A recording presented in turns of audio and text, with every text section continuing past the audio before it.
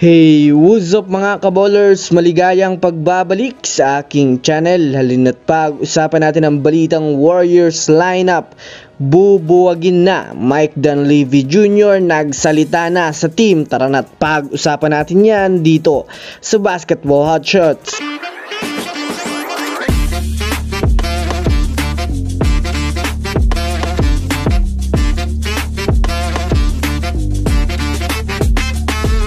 Una nga muna tayong dumako mga kaballers sa balita patungkol sa dihado nga daw ang New Orleans Pelicans kontra sa Sacramento Kings. Sa pagkakapanalo nga po mga kaballers ng Sacramento Kings kaninang umaga kontra sa kupunan ng Golden State Warriors ay sa wakas naka-advance na nga po sila sa round 2 ng play-in tournament na ang makakalaban na naman nga nila dito ay ang New Orleans Pelicans na tinalo naman ng Lakers kaninang umaga.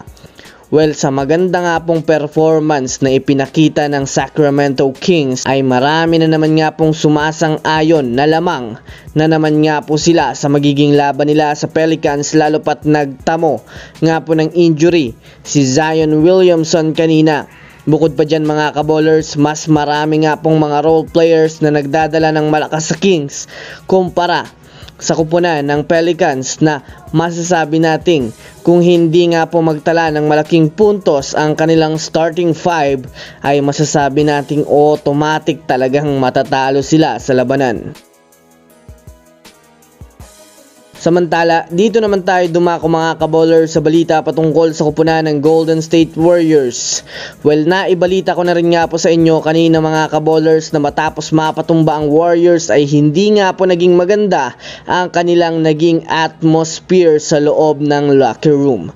Walang pansinan at mga tulala. Isang malaking pagkadismaya nga po para sa kanilang team, sa kanilang sarili, ang hindi pagpasok sa playoffs, lalo pat isa sila sa mga top most viewed na team sa NBA. Kung matatandaan nyo nga po mga kaballers, dati nga po ay nagpahayag na si Mike Dunleavy na ang team nga daw ng Warriors ngayon ay isang eksperimento. Meaning to say, kapag nga po hindi naging maganda ang resulta ng kanilang kampanya ay malamang sa malamang ay papalitan nila ito. Nagpahayag na rin naman nga po ang general manager nila na si Mike Dunleavy Jr. na gusto niya na nga daw magsagawa ng malaking adjustment sa lineup para next season, na kung susumadayan nga natin mga kaballers, pag re-rebuild nga ng panibagong lineup ang gagawin para mabuwag na ang previous lineup nila. So that's it for today's video mga kaballers. Dyan lang ang ating pag-uusapan sa ngayon. Pindutin na lang subscribe and hit nyo na rin ang notification bell para sa mga susunod na updates sa mundo ng basketball. Again, this is Basketball Hotshots. Thanks for watching.